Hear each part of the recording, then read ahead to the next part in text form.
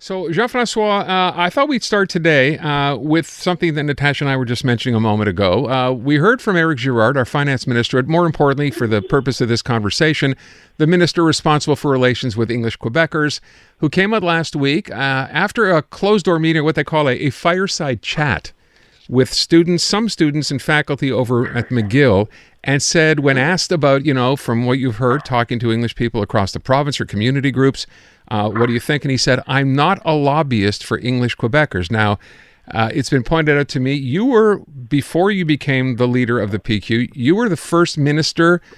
You had that job, right? Minister responsible for relations with Anglos? Yeah, it was the first time that a minister was tasked specifically with that. Yeah. So I'm curious what you think, obviously, of his comments, but what is the job of that minister in your estimation? Well, the first thing that is the one who has to understand what the Anglos are saying, meeting with Anglos, understanding their position, where they come from, how they see the issues, and acknowledging, of course, that Anglos are not a monolithic bloc, as the Francos are not as well, and seeing what are the different trends within the Anglo community, and what makes consensus amongst them. And of course, you can agree or disagree. Well, for instance, most Anglos I ever met were against independence. I will not lobby against independence, of course.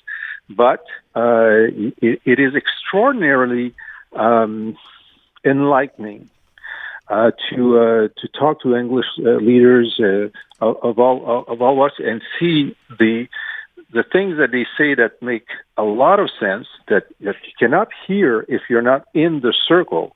And then that you can lobby for. You lobby for only the things that you agree with, think they are positive, that they can. But you're the only one pushing for that within the government. But the others are pushing for their regions, for their sectors, and that's fine. But if you don't have someone around the table pushing for the issues that are close to Anglos, nobody will. So it's true that you're not a lobbyist for Anglos, but you are a lobbyist, as everybody else is, for their issues, for the things you agree with. Yeah, I think you mentioned something pretty crucial there. It's about understanding, listening and understanding. So you gave us a pretty good idea there of what the job entails. How do you think Éric Girard is doing in this job? Well, I don't know which are the battles that he's winning and the battles that he's losing, because you don't get a reading from that. I think nobody. Well, it's tough to say. On the most important recent example, which was the tuition hikes. Now, clearly, whether you agree or not that reform was needed, I thought reform was needed. I think there was it was how do you say, ham-handed.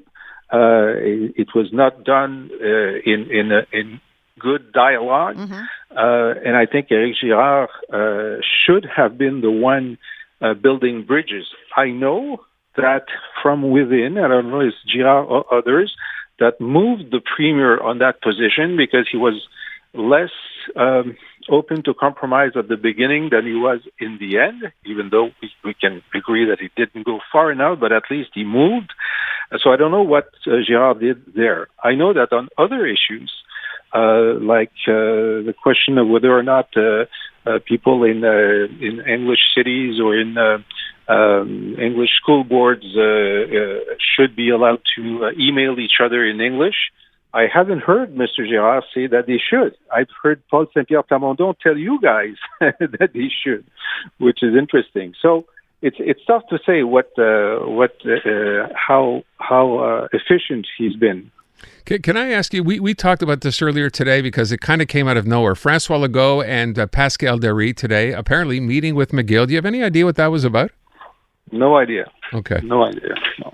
All right, then I want to move on to the. Yeah. I'm glad that he do meet. Yeah. Well, if something comes of it, I wonder why even bother doing this when on Friday the government quickly reacted to that advisory report of their own committee and said, well, we're going to ignore it because it doesn't go along with what we wanted to do to begin with, which kind of begs the question, why bother in the first place? But that aside, it's the behind closed doors stuff that I find. I mean, why are we being secretive about this? This is a conversation that many people are invested in and want to know what's happening. Why behind closed doors? Well, you can achieve a lot behind closed doors. There are things that you don't want to say in public on both sides of the issue. I've been in meetings with three premiers, with union leaders, who would say, well, listen, we know that's the best we can have as an agreement. We'll go outside and say it's terrible, but we'll make sure that it's adopted. Well, thank God it's not. It's behind closed doors, because they would lose their jobs. And so we know there's posturing outside and there's real work inside. Well, that's the way it goes. So let me ask you, before we run out of time, we've spent a bit of energy talking about this today. The announcement earlier in the day, Carolyn Proulx, of course, was there, the tourism minister. $870 million, Jean-François, to stick a new roof on the Olympic Stadium. And the government's, call it whatever you want, excuse or explanation for this is, by doing this, it will generate extra income to the point where I guess ultimately it will pay for itself. I think the government said today it's a 50-year plan. What do you think of this? Well, it's going to be $1 billion. Let's be frank. It'll be more than that. Oh, at least, yeah. It's going to be $1 billion, but an investment over 50 years. And what are the other options? The other options is to close it down, because it would cost about $2 billion to destroy it. Okay, so I want to stop you there if I can. I know that's the government figure that they gave, but we've done a little bit of digging around here. It would cost nowhere close to $2 billion to destroy it. I understand about the metro being below it, but there have been other cities faced with the same kind of situation. It's nowhere near that. So if we take that off the table as a potential option, what do you think of it? Well, it's nowhere near. I know there was another study about 15 years ago that said 750. So I don't know if that one. In 2017, they said that. But for example, like the Sydney football stadium in Australia cost $40 million to dismantle. So I mean, anyway, we're going to look into that further. But let's, as Aaron said, let's put that aside if that weren't an issue. Okay. Well, listen, I was a minister for Montreal. Now, there's 1 million people a year that goes to the Bigot as it is. If you can stabilize it and give it previsibility in saying, well, even if it snows very much, you will be able to be in it. If you can modify the sound to get international stars, it's already a lot of people, 1 million a year.